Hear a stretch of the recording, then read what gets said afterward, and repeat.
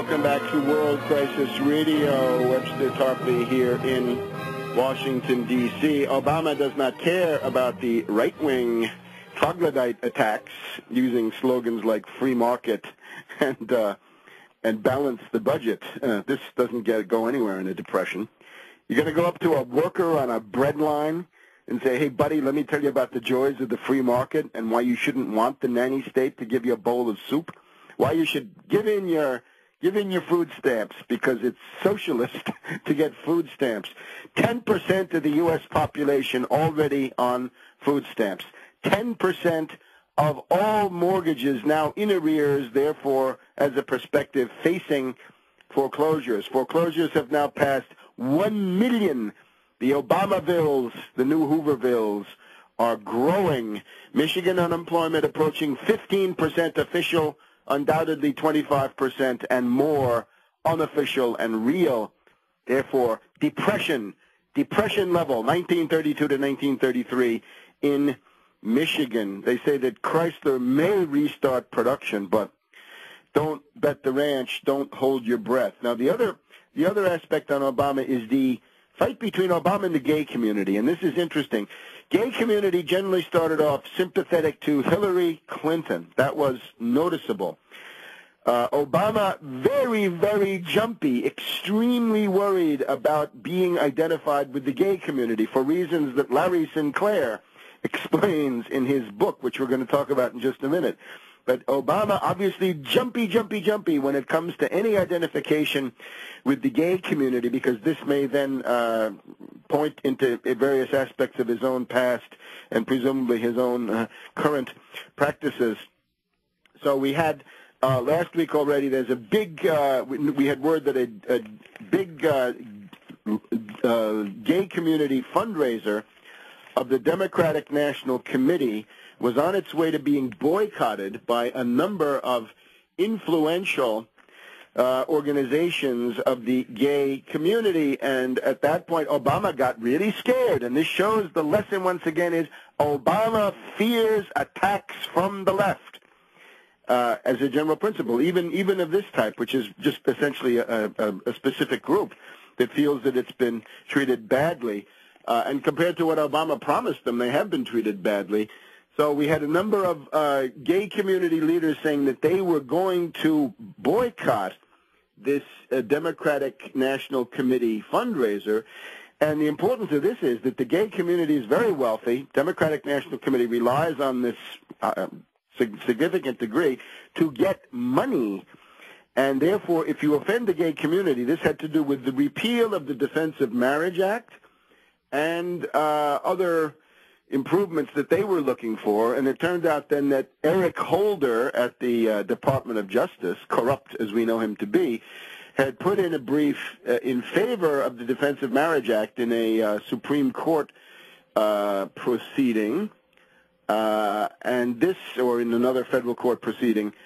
This has outraged the gay community. Therefore, they say, we're not going to your DNC fundraiser. So now Obama came back with a very lame, very minimum kind of gesture, which was to extend some federal employee benefits to the same-sex partners of current federal employees. Some of this stuff is even redundant. Some of them already get it, but Obama claims that he's making it permanent as permanent can be.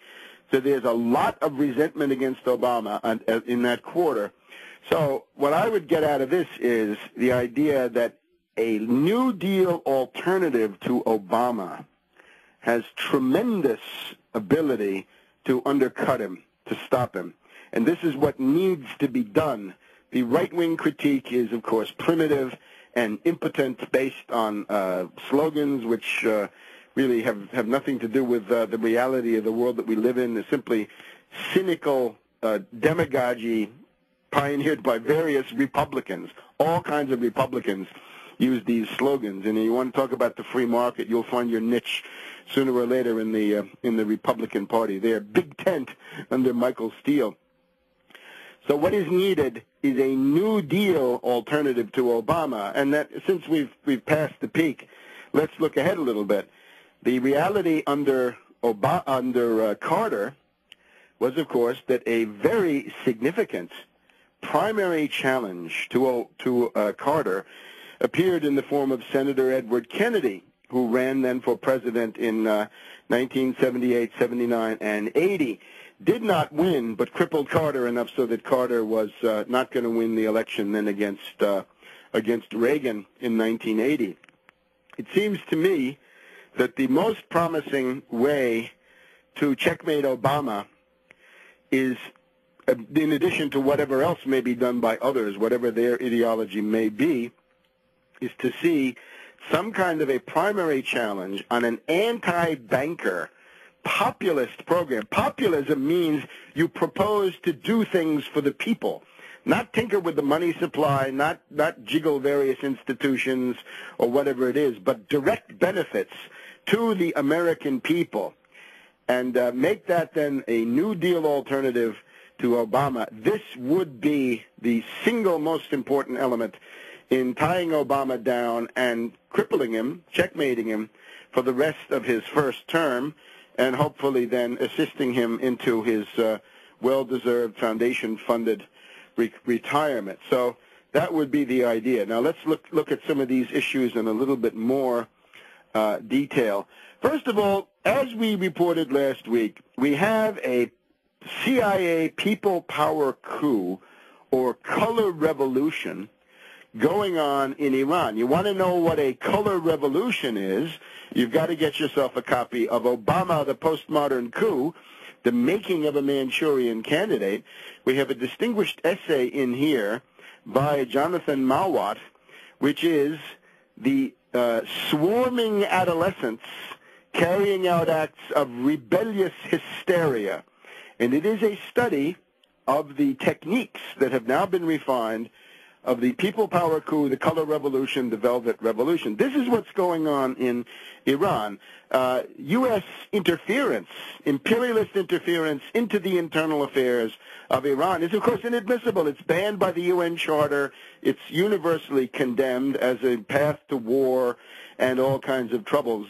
It's time to butt out of the internal affairs of sovereign states. The form of the government of Iran is none of your business, dear U.S. administration, dear Madam Clinton, dear Holbrooke, dear whoever.